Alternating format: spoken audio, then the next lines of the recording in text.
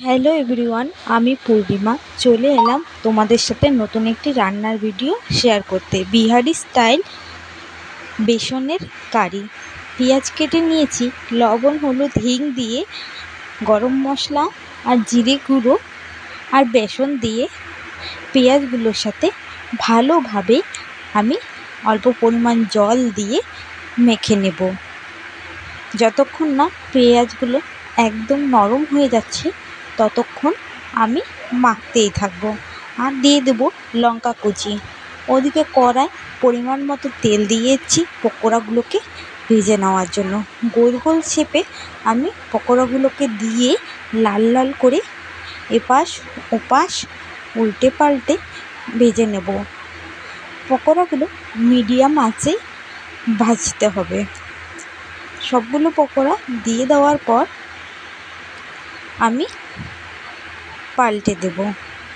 এক সাইড ভাজা হয়ে গেছে, এবার উল্টে পাল্টে অপর সাইড আমি লাল লাল করে ভেজে নামিয়ে নেব।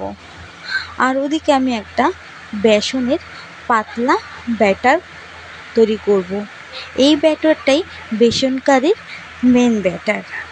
তো পরিমাণ মতো জল আর বেসন দিয়ে লবণ হলুদ দিয়ে পাতলা করে ব্যাটারটা তৈরি করে নেব।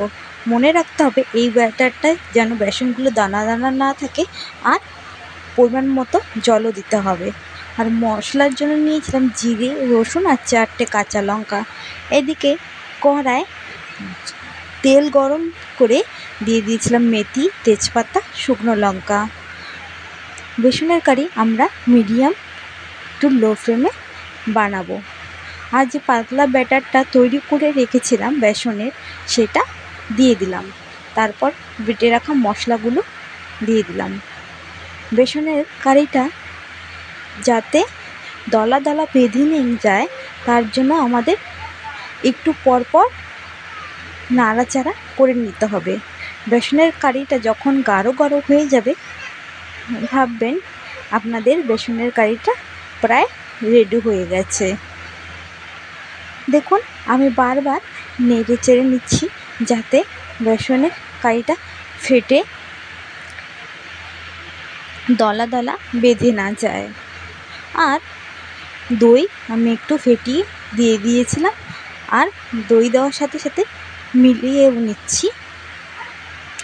দই দিতে হবে আর মিলিয়ে নিতে হবে। দেখতে পাচ্ছেন 5 থেকে 6 মিনিট ফুটিয়ে নেওয়ার পরে আমি দিয়ে দিলাম ভেজে রাখা পকোড়াগুলো। আর একটা পাত্রে নামিয়ে নিয়েছিলাম। রেডি হয়ে গেল বিহারি স্টাইল বেসন কারি।